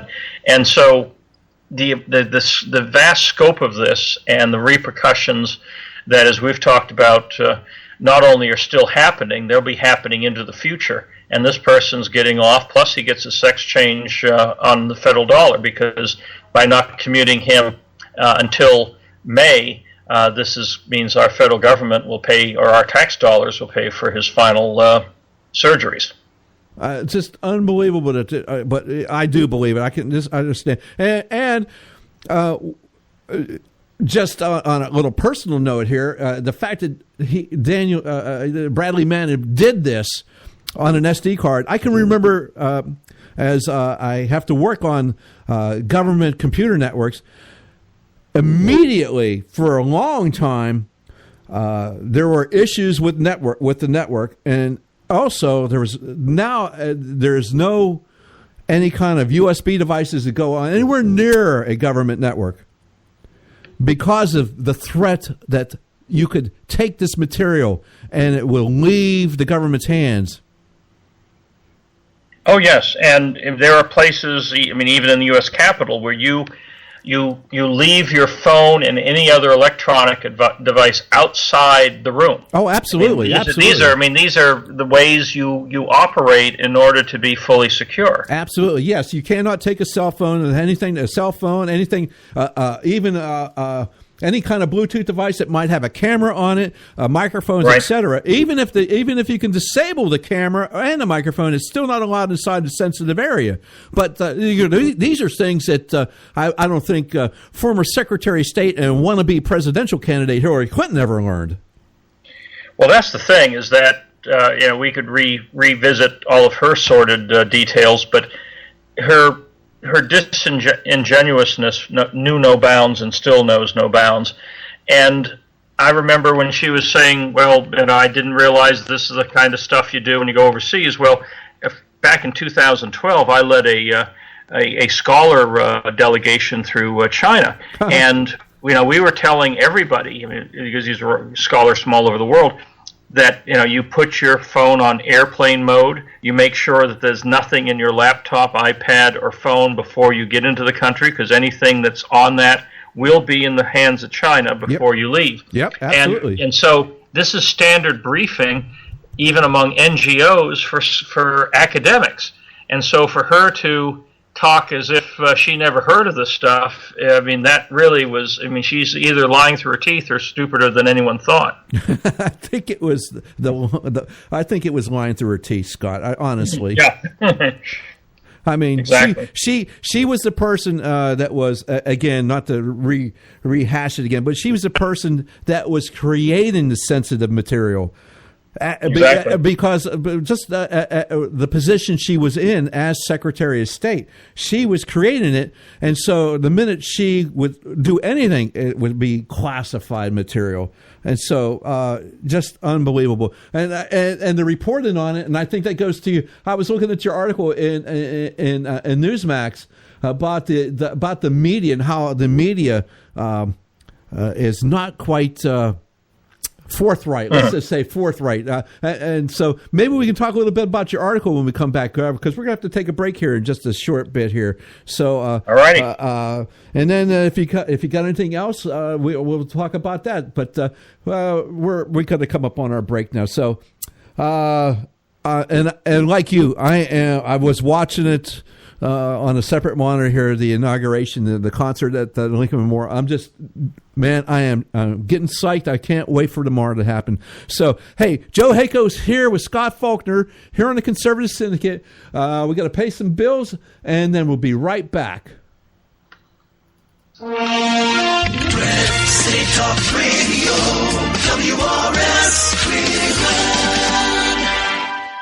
Hey, I'll make you a deal. Give me 60 seconds, and I'll give you directions to the Fountain of Youth. Okay, I'm joking. Well, kind of joking. No fountains, but youth, I got Nature's Youth and their premier anti-aging product, Nature's Youth RSF. With your sensible diet and exercise plan, Nature's Youth RSF can help you look and feel better. RSF is an all-natural amino acid supplement that supports your body to naturally increase HGH levels without any synthetic hormones. And elevated HGH levels can contribute to increased energy, improved libido, reduced body fat, and improved exercise capacity. Let's be honest, who doesn't want to look and feel younger? Visit the newly designed website at naturesyouth.com or call 800-333-6923. That's 800-333-6923, and like them on Facebook, and you'll be included in contest and exclusive offers. What a deal. Oh, speaking of deals, my time's about up. 800-333-6923 or naturesyouth.com. Who needs a fountain anyway? Call today. Extend your life with Extendovite. When I had a heart attack at 42, I was not sure what the future held. But a year later, the doctors could find nothing wrong with me and took me off all my medication. What did I do? I took a herbal mixture of garlic, cayenne, and a few other herbs mixed in liquid form. I now call this Extendovite. I would have never believed that a few simple herbs could actually change my life like they did. Now it's your turn to see what the powers of garlic and cayenne can do for you. For only $69.95 plus shipping and handling for a 2-month supply of either capsules or liquid, you too can begin on your path to better health. For more information, call 1-877-928-8822. That's 1-877-928-8822. Or visit our website at heartdrop.com. Extend your life with Extendovite. I've owned my company for 14 years now, and I can tell you that payroll is a 4-letter word. I hate doing it. It eats up hours I don't have, and it costs me money I could be saving. But my accountant's too expensive, and I'm not sure who to call. But I know I need help. We're Paychex, and we take all the hassles out of small business payroll. We save you time and money. It's easy. Call, fax, or give us your payroll information securely online, and we take care of the rest. We calculate the correct taxes, manage payments and direct deposits. We even send out your checks. Payroll doesn't need to be a 4-letter word anymore. We're so sure that we can save you time and money that we'll give you a month's payroll free, just for calling 877-663-3830. Get 1 month's payroll for free. Call Paychex right now. 877-663-3830. That's 877-663-3830. Hey, I don't back anybody unless I believe in them. And I do believe in the value of investing in gold and silver. And the company I trust to buy my gold and silver from is Swiss America. I've been working with them for nearly a decade. I trust them, and you can too. Swiss America will help you sort through and find the best options available when you're considering investing in gold and silver coins. Listen, for over 30 years, Swiss America has been offering Americans what they want in their investments: safety, liquidity, quality, reliability, and a potential profit. Gold and silver have a place in every investor's portfolio. So, why not let Swiss America help you diversify your investment portfolio now? Call now for free information. 800-978-3907, 800-978-3907, 800-978-3907, 800-978-3907. Individuals and businesses with tax problems, listen carefully. Do you feel like you're losing control of your finances? If you owe over $10,000 in back taxes or have unfiled tax returns, we can help you take back control. The IRS is the largest and most aggressive collection agency in the world, and they can seize your bank accounts, garnish your paycheck, close your business, and file criminal charges. Take control of your tax problem now by calling the experts at U.S. Tax Shield and take advantage of the Fresh Start program and new laws that may allow us to negotiate a settlement for the lowest amount possible. Our team of tax attorneys and enrolled agents can stop collections and get you protected so you can take control of your financial future. U.S. Tax Shield offers a price protection guaranteed quote to get you protected today. U.S. Tax Shield is A+ rated with the Better Business Bureau, so call now. 800-380-2906. That's 800-380-2906. U.S. Tax Shield. 800-380-2906. Am I not speaking English? The Conservative Syndicate.net, where we speak only one language, American. Yeah, absolutely. We're speaking American here. Joe Hakos with Scott Faulkner here on the Conservative Syndicate. Glad that you could be with us. Go to the website, the Conservative Syndicate, all one word, .net. Yeah. Come and see us. Come and enjoy it. Share it with your friends. Share it with your enemies. If you got some liberal relatives, share it with them. That makes a good dinner conversation. Gets everybody all riled up and makes the food digest better, I think. Okay, hey Scott, I was looking at your article over there at Newsmax, man, and it's like thank you. Media leads in denial over being Trump. Good play on words. I like that. Absolutely. Well, Trump is reinventing the way the presidency works. He reinvented the way the campaign runs and the transition runs, and it's long overdue, especially on the media. I mean, he's talking about removing the media from the White House, probably having the auditorium on the 4th floor of the old executive office building next door be the place for briefings, which means you have about 700 people credentialed to the White House press corps, and only about 70 fit in the current briefing room, which means the people like MSNBC and CNN that only gets 800,000 to 1 million views and visitors each day are sitting out there on the front row asking questions, and places like Newsmax that gets 10 million readers a day isn't even in the room. So there's something that needs to be redressed here. And the fact that there's also a total left-wing bias in the media, except for a few isolated pockets, is another reason why America is not being well served with the current arrangements. Oh, well, hey, let me play something here and see if this hits a nerve with you. This is from Obama's final press conference just the other day. See if this hits a nerve with you. I've spent a lot of time on in my farewell address talking about the state of our democracy. It goes without saying that essential to that is a free press. That is part of how this place, this country, this grand experiment in self-government has to work. It doesn't work if we don't have a well-informed citizenry, and you are the conduit through which they receive the information about what's taking place in the halls of power. So America needs you, and our democracy needs you. So, if I had anything in my mouth at that time, I'd probably spit it out. Well, I guess I would have ended his sentence with, like a hole in the head. The media has been a disaster for years. As my article says, that you had some of the old patriotic, more middle-of-the-road media barons back in the 40s and 50s who rallied us against the Nazis and then rallied us against the communists. They began to retire off, die off, sell off, and all of a sudden in the 60s you started to having this real dramatic shift to the left, first around Kennedy, then around Johnson, then against the war in Vietnam, into the 70s against Watergate. And so you had groups like Accuracy in Media that started up in 1969 already calling out the liberal media, but this was the pre-internet world, and so unless you were reading National Review or Human Events, you had no idea how bad it was. And then thankfully in 1980 you had Arnaud de Botchgrove and Robert Moss, who were two of the leading international editors of Newsweek and Time at the time, who wrote this book called The Spike, talking about not only out-and-out blatant Soviet and Cuban intelligence influence on American media, but the whole concept of it isn't just what they cover and how they cover it, but the things that they don't cover. Thus the name The Spike.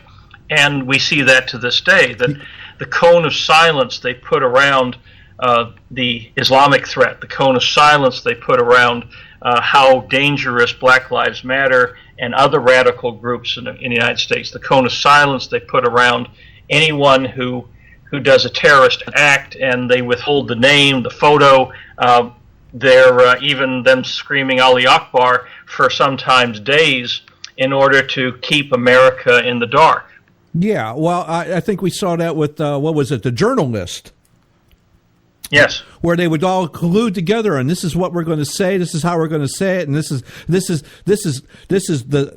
story that we're going to tell, whether it's factual or not. But we're all going to do it, and we're all going to sing from the same sheet of music, and it's ridiculous. Well, the other part is that for all Obama's rhetoric about free and open press, it was Obama who tried to bring back the Fairness Doctrine. Yes, and which is one of the greatest misnamed policies in American history, because fairness meant that if you had a Rush Limbaugh on for 2 hours on an afternoon, you'd have to have 2 hours for an equally left-wing person. And of course, there aren't that many left-wing people out there that are willing to go on the air, and certainly can't command an audience. And so, bingo. Until the Fairness Doctrine was tossed out at the end of the Reagan administration, 1987,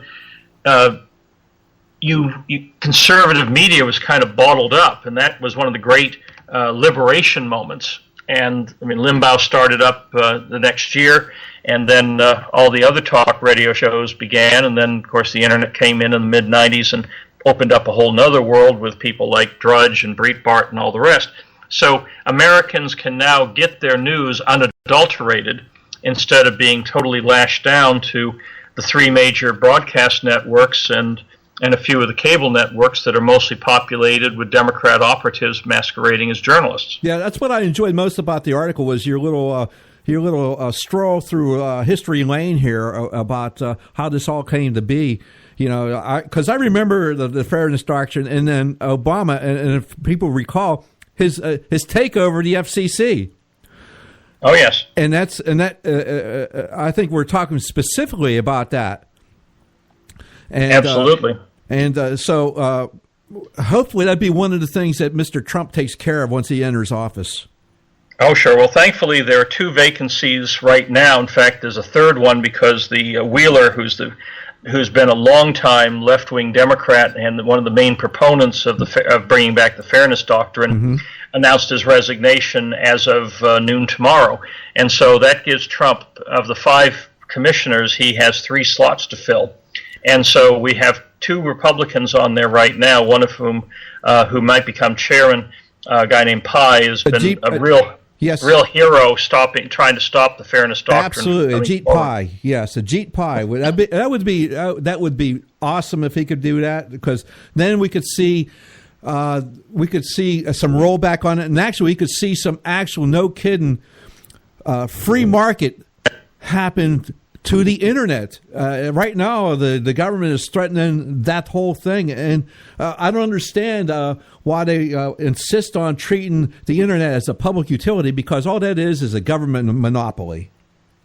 Absolutely. Well, the other thing is there's a lot of discussion, certainly during the Trump transition, of just abolishing the FCC. Oh. That when you go back to the 1983, Reagan got rid of the Civil Aeronautics Board, because a lot of people who are probably too young to remember that at one time air routes and even air fares were dictated by a government agency. And once that CAB was removed under Reagan, guess what? The market took over, and we now have more flights, more places, and more airlines than ever. And so the same thing could go with the FCC. As long as there's some registry, which could be done in the Patent and Trademark Office or or one of the technical units within Commerce, everything else is really the market. And yet the FCC, another one of these Roosevelt dinosaurs, is sitting there doing things that really the market should do. I'd love to see that happen. That'd be that would be just special, because I could just love to see this happen. But again, they have their allies sitting in the halls of Congress. Oh yes, and what was it? Reagan said closest thing to life, everlasting life on Earth is a government program. Absolutely. And so I don't. A lot of this, you're fighting not just an uphill battle, but you're fighting against the mountains pushing back on you. Oh yeah. So, well, again, this is why Trump has been so brilliant in winning the nomination, winning the election, and now reinventing the presidency. Is that he's got 50 million Facebook and Twitter followers, and so when all these, especially the filters like Chris Matthews, George Stephanopoulos, all these Democrat hacks who try to say that they're journalists, say, well, he should talk through us. We should be getting the briefings and then report to America what's going on. Wow. 140 characters, Trump can tell the world, 50 million people plus, instantaneously what he's up to, when only 8 million people on a good night watch CBS News. Yeah, and what makes them so special anyway, when they're going to put their spin on it, and they're going to put their spin on it. I mean, we know they've colluded together with the Democrat Party throughout the last campaign. I mean, it's ridiculous. So why should we allow that to happen? Again, Trump is ahead of the curve on that. And, Obama used Facebook in his first bid like nobody else saw that before. So, I think part of the problem with them is Trump used it and used it better, and so they're upset with that.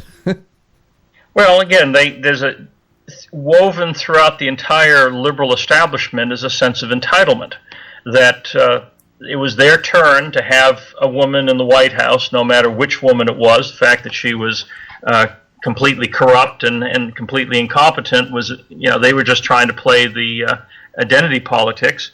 And so that sense of entitlement, which weaves through all of Washington as well, needs to go away. I mean, Americans are entitled to their freedom. They're entitled to their to the money they make every day and through blood, sweat, and tears. Washington is not entitled to anything, and the liberal media and the liberal establishment is not entitled to anything. But that's you still have these people going through the stages of grief, and most of them are still in denial. Yes. And a lot of them have shifted to anger now, but most of them are still in denial. Yeah, absolutely in denial. Hey, Scott, we got to take a real short break here, so and then we'll be wrapping up the show. So just give us a minute here, and we'll be coming right back. So, super. All right. So Joe Hakos with Scott Faulkner here on the Conservative Syndicate. We'll be right back after this short break. There is an old saying, children should be seen but not heard. At no time is this more apparent than when politicians speak. TheConservativeSyndicate.net, the adult in the room.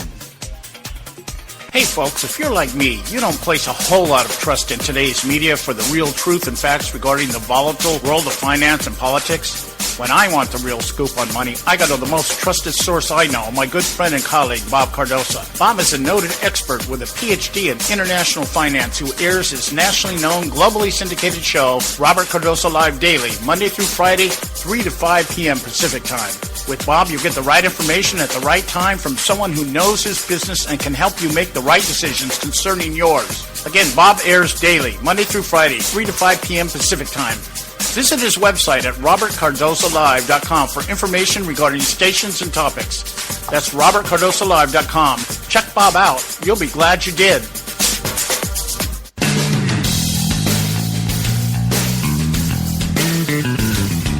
History affirms a vibrant civil society thrives on freedom of conscience, religion, and choice. Any society absent these qualities stifles individual responsibility and accountability, thus enslaving its people by denying them their potential for goodness, creativity, and altruism. To that extent, oppression, coercion, and totalitarianism are multiplied exponentially. To counter such outcomes, the American Freedom Alliance was formed. The AFA is a nonpartisan, non-aligned movement which promotes, defends, and upholds Western values and ideals. The Alliance strives to build an international coalition of citizens of the West who together promote and protect moral values, democracy, and freedom. To find out more and become part of this valuable asset in the preservation of freedom and all its rewards, contact us at AmericanFreedomAlliance.org. That's AmericanFreedomAlliance.org. Let freedom ring. And now back to the Conservative Syndicate, real conservative talk from real conservatives. Okay, all right. Let's get right back into it here. Joe Hakel's here with Scott Faulkner here on the Conservative Syndicate, and we're just talking a little bit about the media. And hey, let's move on. Let's get on. Where do you want to hit, Scott? You want to hit the swamp not playing nice, or do you want to go with those babies, those precious little snowflakes that don't want to play with Donald Trump?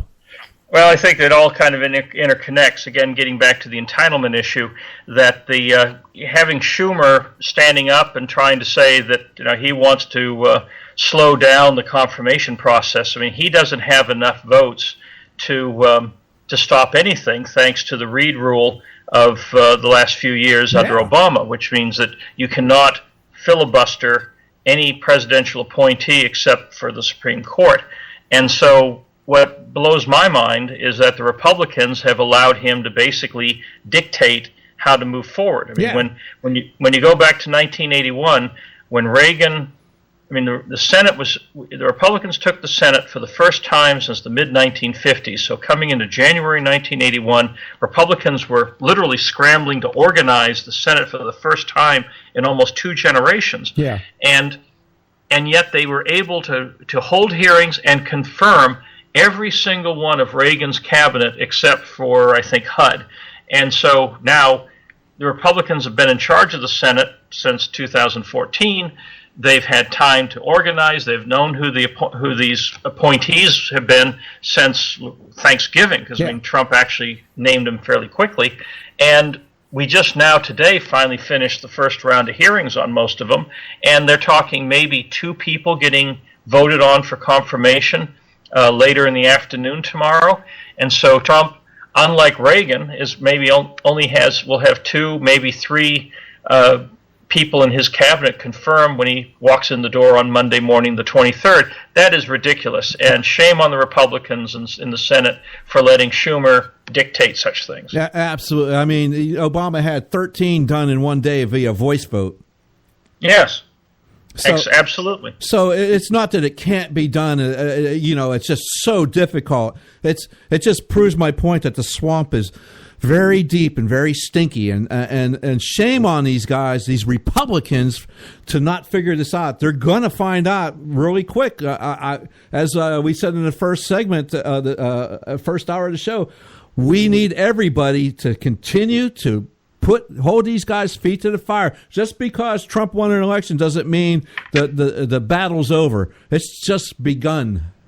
I mean, it's like literally we've landed at Normandy, and we have a long way to go to win the war. Yeah, absolutely. I mean, because these folks, It's about power. I get it. They don't want to give it up. Their little plans, their little gig is being threatened. But they work for us, the American people, and it's time to put an end to this silliness. This is just absolutely silly. Unbelievable that this is going on from Republicans. Democrats, I can understand, but the Republicans, no.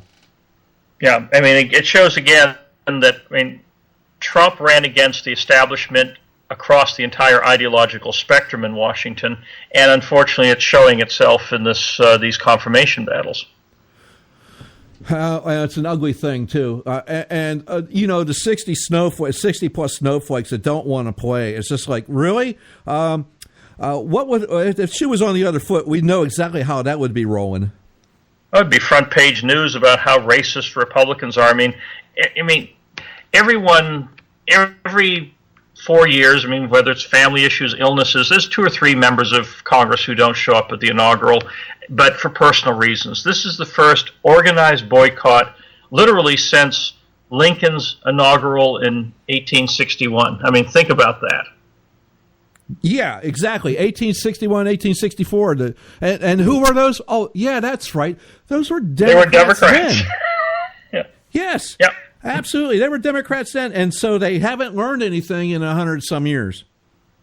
No, it's pretty sad, and hopefully, since they say he's not legitimate or the inaugural is not legitimate, hopefully somebody in the protocol office in the White House will say, well, then that means the congressional barbecue in June is, you're disinvited since you probably don't think that's legitimate. The next Kennedy honors, the next White House concert, we're not going to invite you to those. The next White House congressional Christmas party next December, I guess since you don't think I'm legitimate, we've lost your invitation. Hopefully they will pay a price for this. I'd love to see them pay a price for this. It wasn't never going to happen under Bush, and I don't recall if anybody was going to make them pay a price for any of their actions. So they definitely need to be, they're just whining little, like you said, entitled little children. And so they feel like they own the place, and that's got to stop. And again, there's many ways to show them who's boss, and part of it is just finally use the White House Protocol Office as another tool to enforce discipline for the Trump coalition and punish those who are working way outside of the bounds of normal democracy. Now, here's what I would suggest. Now, the Republicans aren't guilt-free in this either, so you can stand up to Ryan, and you can stand up to Mitch McConnell and say, get on board or get out of the way. The battle is going to be really waged over the budget because Trump is already talking about 20%.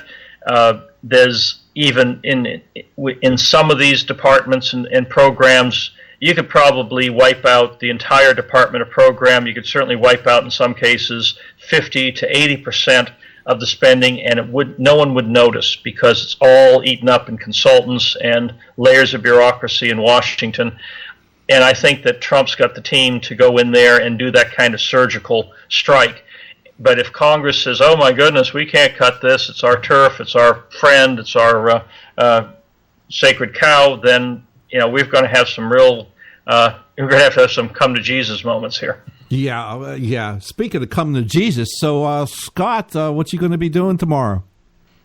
I'm going to be enjoying the inaugural from my home in Harpers Ferry, and then over the weekend I have a lot of friends who have come in from all over the country to be with Trump, and starting tomorrow night on through Sunday, I've got a whole bunch of private parties with a lot of good friends, many of whom go back to the Reagan years with me.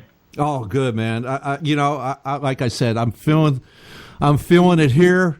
I'm going to be far away from it, but I'm going to be watching and talking about it tomorrow. I just can't believe it's going on. I just love the fact that it's happening, and I cannot wait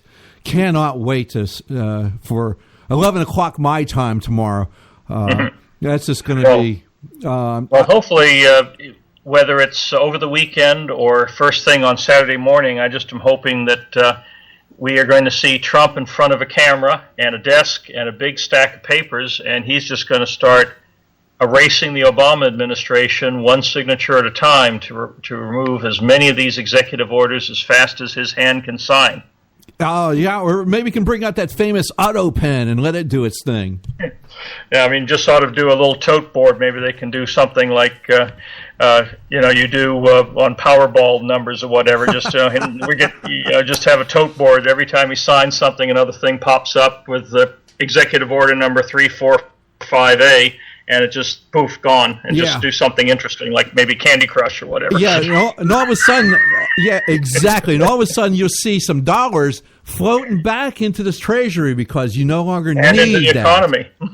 Yes, I love that. Yeah, let's hope so. From your lips to God's ears, brother. Hey, Scott, we're coming up on the end of the show, man. So I do appreciate you being here today. It's very special, especially this episode, because the new era is dawning, and anyone who watched any of the today, especially the wreath at Arlington Cemetery, and that final scene of the Trump family in front of Lincoln with the fireworks going off. Yes. And of course, for those of us who are old Reaganites, Lee Greenwood singing "Proud to Be an American." I mean, my wife and I teared up the moment the first strains of that came through. So, yeah, this is a very special time for hopefully all Americans, but certainly for those of us who've suffered not just the last 8 years, but under quite a few other regimes since Reagan. Yes, amen, brother. So, hey, we'll be looking forward to talking to you soon, brother. You be safe. You too. All right, man. Hey, that's it, folks. We got to wrap up the show here. So, again, we will be on tomorrow. It's Inauguration Day, and a new era has arrived in America. So, God love you. Keep listening to us and check out the conservativesyndicate.net. We'll talk to you later.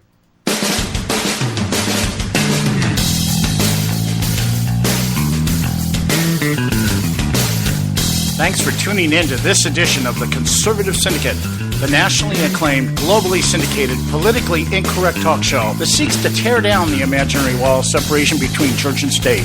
We want to make you aware you can find and access all our show archives at our website, theconservativesyndicate.net, as well as our broadcast stations and times. That's theconservativesyndicate.net. We so appreciate you taking the time to tune in, and we so look forward to continuing to bring you the best in uncompromised talk radio available on the net today. And remember, folks, it doesn't matter how many times you get knocked down in life, it only matters how many times you get up.